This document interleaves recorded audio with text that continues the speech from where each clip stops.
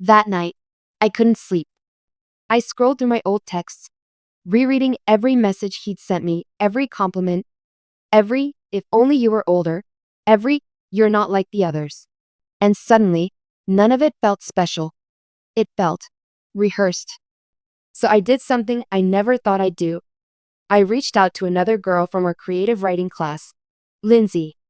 She was quiet too, soft-spoken, always turning in amazing work but never really talking to anyone. I found her on Instagram and nervously sent a message. Hey, this is random, but did Mr. Davis ever say weird stuff to you after you graduated? It took a few hours, but when she replied, her answer shattered me. Yes, same story. Thought I was the only one. That made three of us. And when I looked deeper into forums, whispers online, even an old Reddit thread about inappropriate teachers in small towns, I realized we weren't the only ones. There were more girls, more stories, more promises, and all of them thought they were the only one. I couldn't stop shaking the night I found the third girl. Her name was Elena, and she'd graduated 2 years before me. Her story was almost identical. He told her she had potential, that she was different, that he wished she'd come into his life at a better time. He even met her for coffee at the same place I had. And just like that, the image of him I'd built in my head, this wise, supportive, complicated man who waited until the right time to express his feelings, collapsed into something sickening. He hadn't waited for the right time. He'd waited for the legal time. And even that was blurry. I sat on my bed, phone in hand, rereading every message. I looked at photos of us, of my writing, of that hug on graduation day, and all I could feel was shame, humiliation, and worst of all, betrayal. Because I trusted him. I believed in him when I didn't believe in myself. And he took that trust and twisted it into something selfish and manipulative. For days, I didn't know what to do. Part of me still wanted to believe he was different with me. That maybe the others meant less. That maybe I had mattered in a way the others hadn't. But the more I dug, the more obvious it became. This was a pattern. And patterns don't happen by accident. I called Maya. Then Lindsay. Then Elena. We talked. Compared notes. Realized how many of his lines were identical. How he'd played each of us like we were the only instrument in his collection. Then, we made a decision. We couldn't stay silent. We wrote a joint letter. Collected screenshots, messages, testimonies. Everything we had. And we sent it, first to the school board, then to the state's Department of Education. And after that, the firestorm began. Parents got involved. Other girls came forward.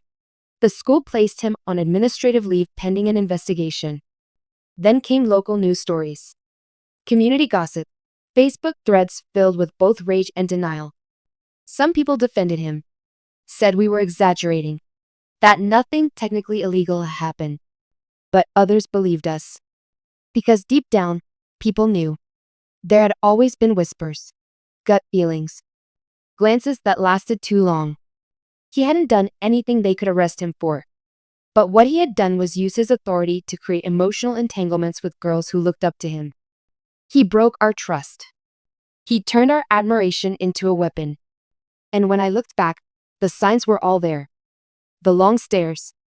The extra praise.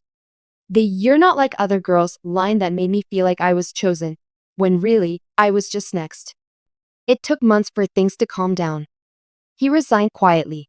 Moved away. I heard rumors he was trying to get a job in another district. But the damage he left behind? That stayed. For a long time, I couldn't write. Every sentence reminded me of the person who told me I had talent. The person who made me fall in love with my own voice, just so he could turn it into another chapter in his game. But eventually, I picked up a pen again. I started writing, not for his approval, not for praise, but for me. For every girl who'd ever been manipulated by someone they trusted. For every person who mistook attention for love. For every kid who thought they were special, only to find out they were just part of a pattern. My voice became mine again. And in time, so did my story. High school was 4 years of floating. Not in that dreamy, whimsical way they describe in movies. No, I was really floating. Through the crowded hallways, between the slamming lockers and the fake smiles, the shallow small talk and the inside jokes I was never part of. I wasn't bullied, but I wasn't loved. I wasn't popular, but I wasn't a misfit either. I was nothing spectacular. Just there. Most teachers didn't know my name. I wasn't a problem, so they didn't have to learn it. I wasn't failing, but I wasn't topping the charts either. I turned in assignments, nodded quietly in class, and sat in the second row where no one ever looked. I was the girl with the messy bun and hand-me-down jeans, headphones always tangled in her backpack, a notebook filled with scribbled stories no one ever read. Until him. Mr. Davis showed up at Lincoln High during my junior year. The rumor was he transferred from some fancy charter school in Boston after a falling out, but no one knew the details. All I knew was that from the moment he walked into our creative writing class, things changed. He was in his early 30s, which made him young by teacher standards. His button-down shirts were always just slightly wrinkled, sleeves rolled up, tie loosened halfway through third period. His voice had this calm confidence that made people lean in when he spoke, and he had this weird talent of remembering everyone's name by the second day. But more than anything, Mr. Davis had this way of making you feel like your words mattered. That you mattered. I remember the first assignment I turned in for him, a short story I wrote about a girl who kept all her secrets in jars under her bed. It was weird and metaphorical, the kind of story I usually wrote for myself, not for class. I expected a B at best. But when he handed it back, there were 2 pages of comments. Not just notes, real feedback, praise, thoughtful questions. Things like this line is haunting and brilliant, and the jars are a brilliant metaphor for emotional repression. Where'd you learn to write like this? That one sentence lit something in me I hadn't felt in years. Maybe ever. From that day on, I stayed after class more and more. At first, it was just to get his feedback on my stories. Then it turned into conversations about writing in general, books we both loved, life, philosophy, the future. He'd sit on the edge of his desk, legs crossed casually, and just listen. He always made time for me. When other students filed out, he'd keep the door half closed and ask about my day. If I was stressed about college or my mom's long hours at the diner, he'd nod patiently and say things like, "You've got so much more going on inside than you let people see." That's a strength. I didn't realize it then, but I was slowly building my emotional home inside his approval. His validation became oxygen.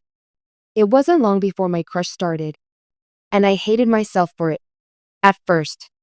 Because I knew it was wrong. I knew he was my teacher, that he was older, that this wasn't some fantasy novel where student-teacher relationships ended happily. But the more I tried to suppress it, the stronger it grew. Because he didn't act like other teachers. He didn't treat me like I was just a kid. He told me I was wise beyond my years. That I saw the world in a way most people never could. That he could talk to me about things he couldn't even talk to his colleagues about. He told me to stay away from boys who didn't deserve me. That I shouldn't waste my time on meaningless high school relationships when I was destined for more. And maybe that should have been a red flag. But back then, it sounded like love. I told myself it was a harmless crush. That every student had one at some point. That I'd grow out of it like you grow out of those old band t-shirts or cringy middle school haircuts. But with Mr. Davis, it felt different. This wasn't like crushing on some math teacher because he smiled once or helped you with homework. This wasn't shallow. I was drawn to him, pulled like a tide towards something deeper I didn't understand yet. It wasn't even about how he looked, though I guess he was attractive. It was about the way he saw me, the way he made me see myself. When I walked into his class, I didn't feel invisible.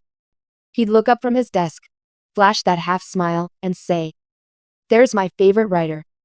And my entire day would change. I started writing more than ever. Pages and pages, short stories, poems, monologues. I wrote things I'd never dare say out loud. Things about my dad leaving, about the empty silence at home, about feeling like everyone else got the manual for life except me. I brought them all to Mr. Davis. And he read them. Carefully. Like every word mattered. "You write like someone twice your age," he told me once. "There's a darkness in your stories, Ava, but it's not hopeless." It's honest. That's rare. He'd say things like that, and I'd catch myself blushing, looking away, smiling in that dumb, helpless way I couldn't control, and sometimes I thought he looked at me the same way. It was the little things. How his eyes would linger when he handed me back a paper. How he'd lean in when we talked, even when the classroom was empty and the bell had already rung. How he always sat a little too close when we worked side by side, our elbows almost touching, the space between us charged. I kept trying to convince myself I was imagining it, that it was just kindness, that maybe he was like this with all his students. But then came the summer program. He was the one who told me to apply. The National Creative Youth Fellowship, some elite, out-of-state writing camp with a 4% acceptance rate. I didn't think I had a chance. But he did. "You're one of the best writers I've ever taught," he said one afternoon, looking me dead in the eye. "You belong in that program." I applied. I wrote my heart out in that application. And when I got in, I ran to his classroom the second I found out. He was mid-lesson, but when he saw me in the doorway holding that acceptance letter, his whole face lit up. He dismissed class 5 minutes early. "You did it," he said, pulling me into a hug. "I'm so proud of you." It wasn't a quick teacher pat on the back kind of hug. It was long, firm, meaningful. His hand lingered on my back. My cheek grazed his shoulder. And for a split second, I thought he might say something, anything, to confirm what I already felt buzzing under my skin. But he didn't. Later that night, he emailed me a long message, longer than anything he'd ever sent before. He talked about how proud he was, how my writing had moved him in ways he hadn't expected, how he believed in me more than anyone else ever had. He ended it with, "You're not like the other girls, Ava. You have a soul that's been through things most people never will. You feel deeply. Don't ever apologize for that." I reread that email over and over, lying in bed with my phone against my chest, tears in my eyes. That night, something shifted in me. It wasn't just a crush anymore. I was in love. But I couldn't tell anyone. Not my mom. Not my friends, what few I had. Because who would understand? To them, he was just Mr. Davis, a teacher, a guy twice my age. To them, it would sound creepy, or worse, predatory. But I didn't see it that way. Not then. I saw him as someone who got me when no one else did. Someone who saw the real me, not the awkward girl with the notebook, but the woman I was becoming. And he never said anything romantic. Not directly. But the way he wrote to me, the way he spoke to me, it was more than professional. He told me once, during one of our after-class talks, "You have an old soul. Most people your age chase noise. You chase meaning." I asked him if that was weird. He smiled. "It's rare, and rare is beautiful." I remember that moment so clearly because I wanted to reach across the desk and hold his hand. But I didn't. I couldn't. I was still his student. But the school year went on, and the invisible line between us kept getting thinner. By the time graduation rolled around, it felt like I was standing on the edge of a cliff, waiting for permission to jump. And then, it came. Graduation day. After the ceremony, the gym was full of noise and hugs and photos and crying moms. I found Mr. Davis by the bleachers. He was dressed in a suit, holding a clipboard, trying to act like this was just another day. But when he saw me, he stopped everything. "You did it," he said, pulling me into another hug, this one even longer than the last. His hand pressed against my shoulder blade. His breath was warm against my ear. And just as we pulled apart, he said quietly, "Don't forget me, okay?" "I could never," I whispered. And I meant it. That summer, we didn't talk much, just a few emails. But once I started college, everything changed. He messaged me late one night. "I was thinking about your senior story today. It still gives me chills. You have no idea how much I miss talking to you." I stared at the screen for a full hour. Then I wrote back, "I miss talking to you too. More than I probably should." He responded with a single sentence that changed everything. "What if I told you I've missed more than just our talks?" My heart nearly exploded. Because finally, he was saying what I'd felt all along. That this wasn't just some silly one-sided crush. That I hadn't made it all up in my head.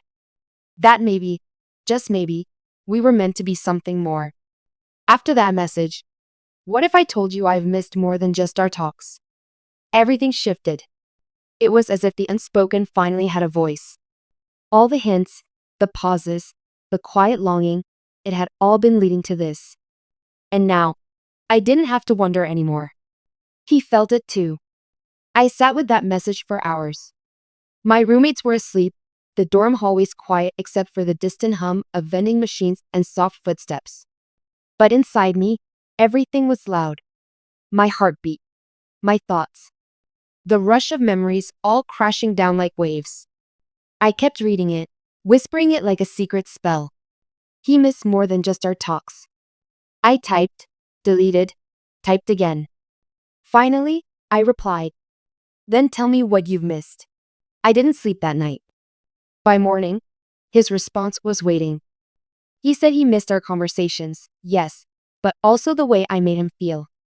Seen, heard, understood.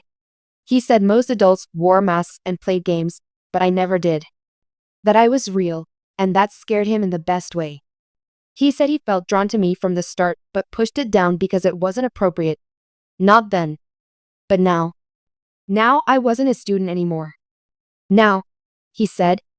He didn't have to pretend. I remember reading those words in my tiny dorm bed, wrapped in a blanket I'd brought from home, feeling like I was living in a dream I wasn't sure I was allowed to want. Because part of me was still scared.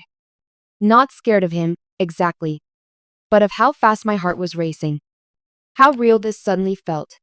For years, I'd buried this thing, this ache for him, so deep it almost stopped hurting. And now it was resurfacing all at once, flooding back into my life like it had just been waiting for the right time.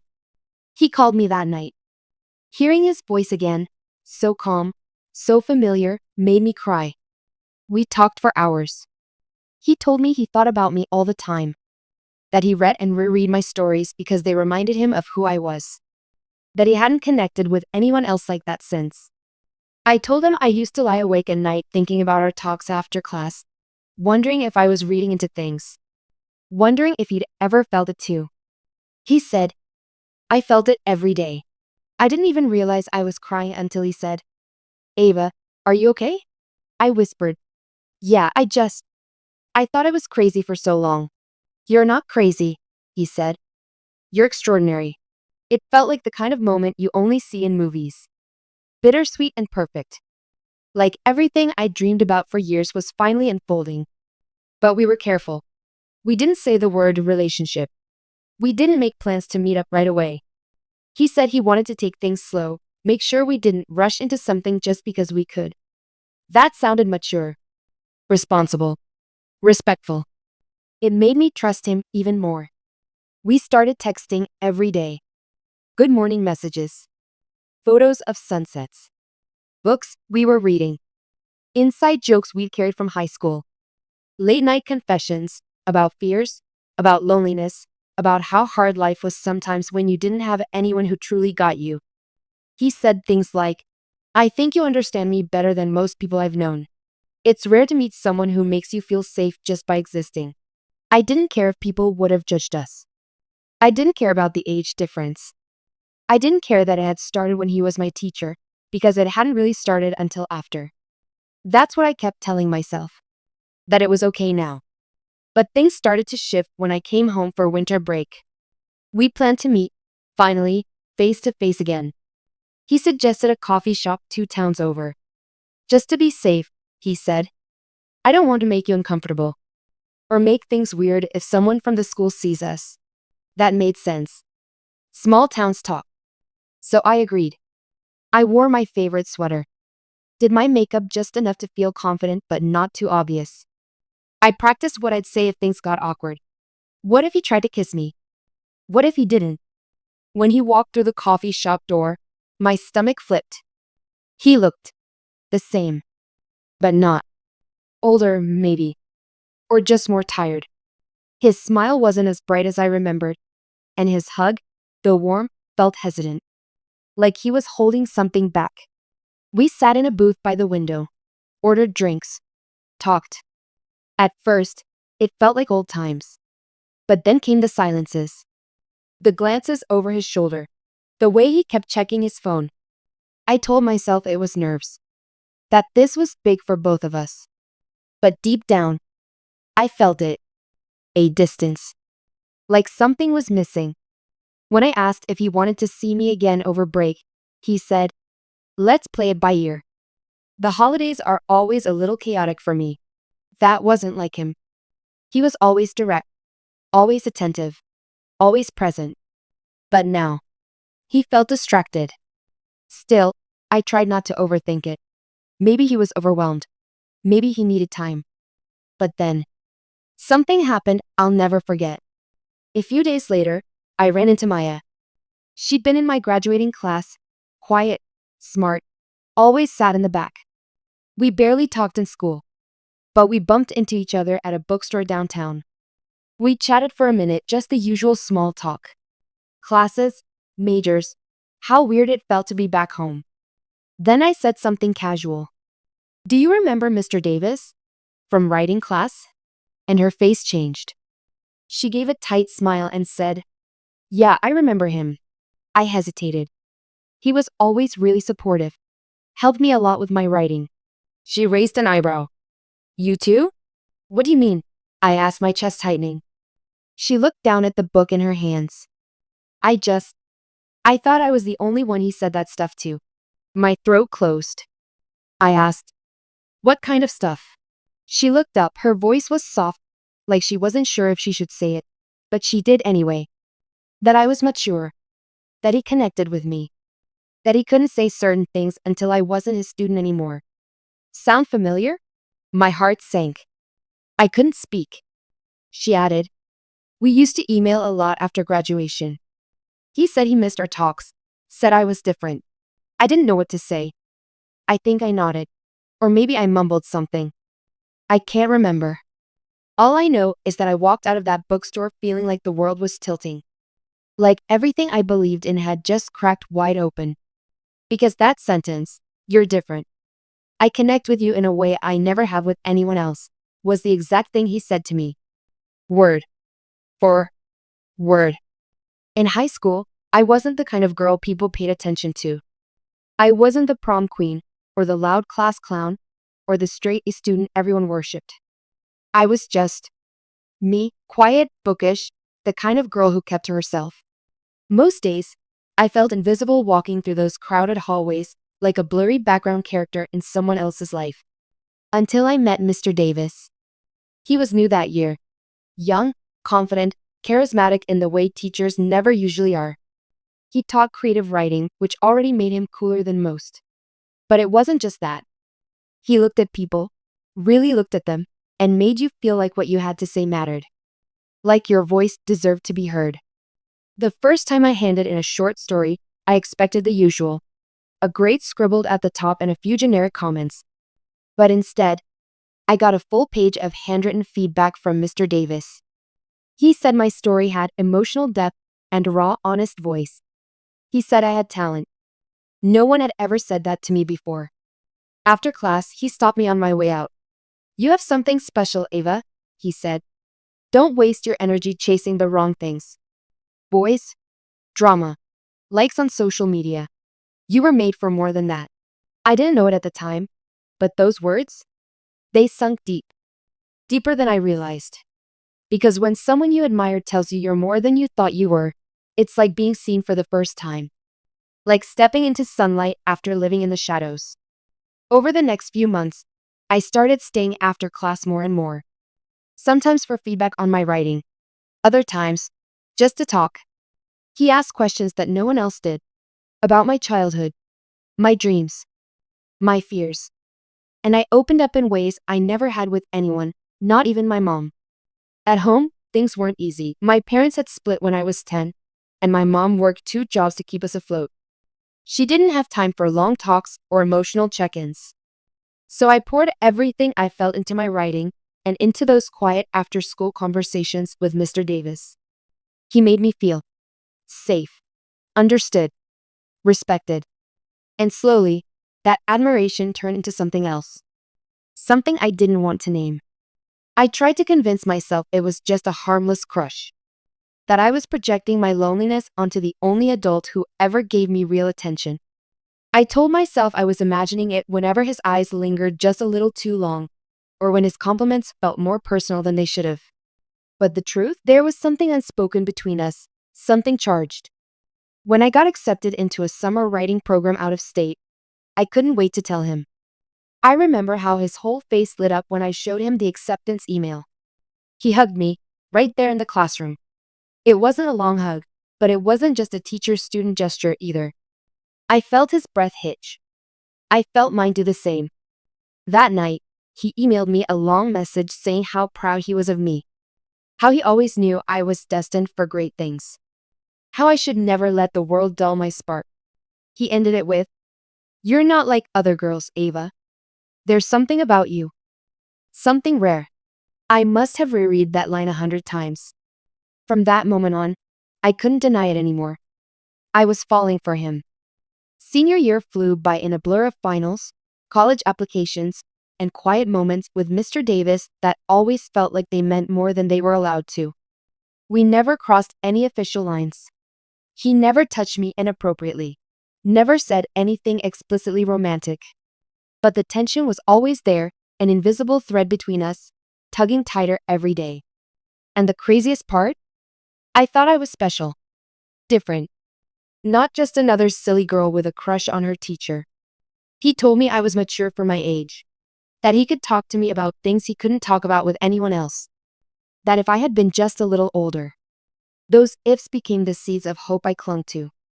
Graduation day came, and I hugged him goodbye in the hallway, heart pounding so hard I thought he could hear it. "You did it," he said, holding me longer than anyone else in that crowded gymnasium. "Don't forget me, okay?" "I could never," I whispered. What I didn't know then was that everything I thought we shared, everything that felt real to me, was a lie he told before. To other girls. Just like me. College was supposed to be a fresh start.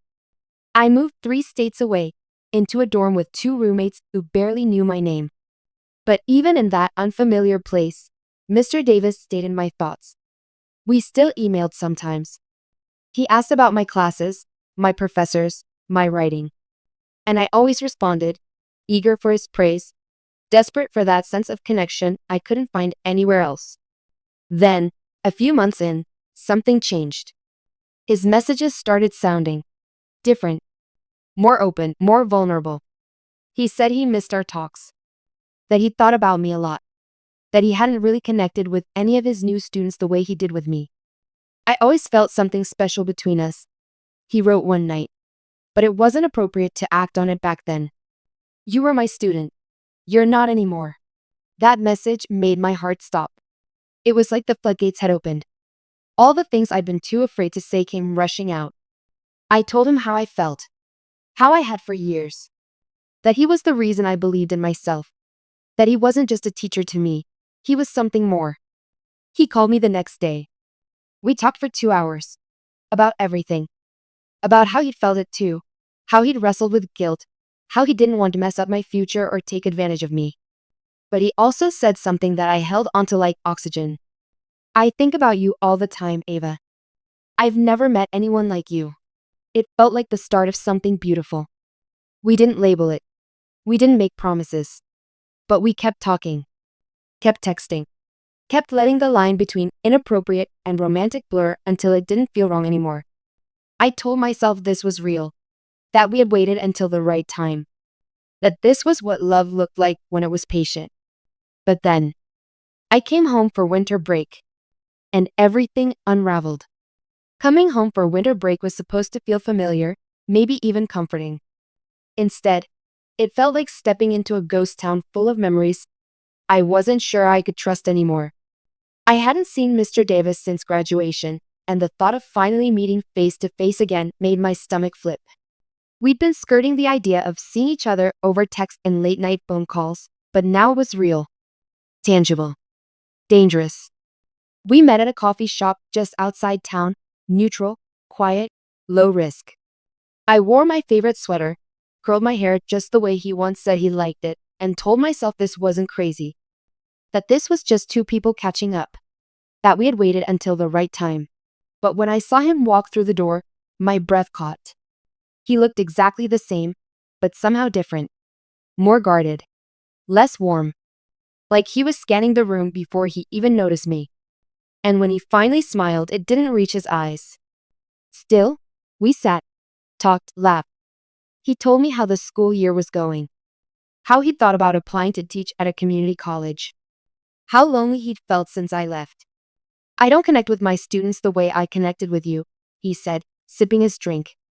That line, that exact line, was something I'd held onto for months. It made me feel like I was the only one who'd ever really mattered to him. But then, something happened I wasn't prepared for. Later that week, I ran into an old classmate, Maya, at the grocery store. She was someone I barely knew in high school, but we got to talking. And somehow, Mr. Davis's name came up. I said something innocent, like, he was always really supportive, but Maya's smile dropped. You too? She asked, her voice low. What do you mean? She hesitated. I thought I was the only one, but I guess not. I felt the blood drain from my face. Maya went on, her voice shaking. He used to keep me after class all the time. Said I was mature for my age, said I had a gift. Then after graduation, he messaged me. Said he always felt something between us, but he couldn't act on it until I wasn't a student anymore. My heart stopped. Word for word. The exact same things he'd said to me. I don't even remember what excuse I made to leave the conversation. I just remember running to my car, slamming the door, and shaking so hard I could barely keep my hands on the wheel.